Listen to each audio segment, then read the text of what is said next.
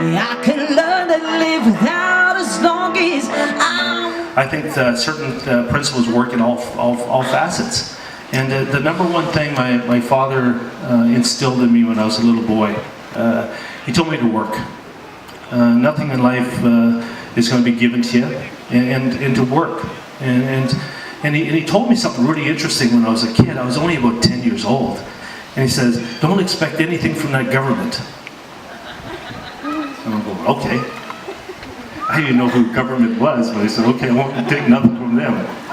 But he said, work for things. And whatever you want in life, just work. And I found you don't have to be the most skilled person in the world. And sometimes, if skill doesn't work, work will outdo skill any day of the week. And you'll find a lot of people with a tremendous amount of skill, but unfortunately didn't work their way through it, and it didn't work out very well. So number one is to work. Number two is to have some perseverance. I didn't even know what perseverance meant. But when I didn't go home with my two brothers when I was in Kenora, I finally learned what perseverance was. You got to stick through it. I grew up in Garden River, and I tried out for the local hockey teams in Sault Ste. Marie.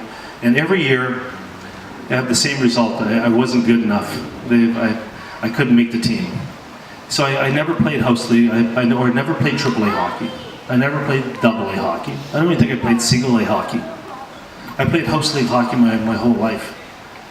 And I just believed in if you worked and you didn't quit, if you didn't, one rejection, somebody rejected you, somebody else maybe will give you a chance. So I just kept with it.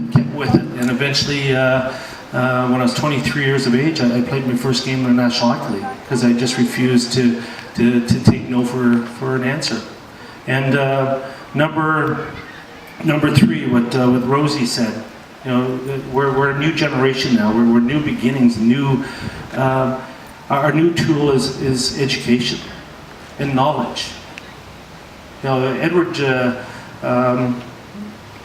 There was one of our famous authors, Richard Wagamese, who passed away a couple years ago, and he wrote a story in a Calgary Herald one day, and he talked to his grandfather, and his grandfather was talking to him, and his grandfather didn't speak English, so they had to have an interpreter between them.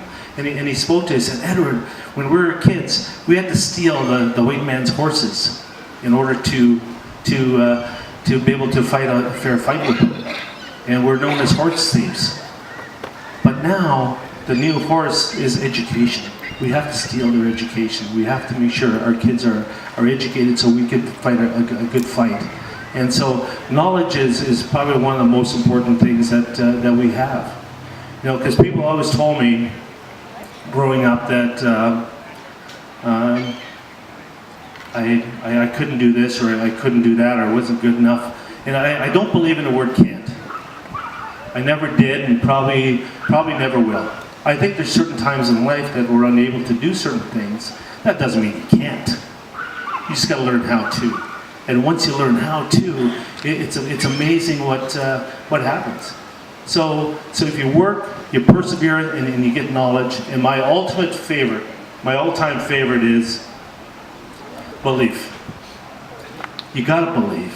And if this little skinny kid from Garden River didn't believe for one split second, I didn't have a chance.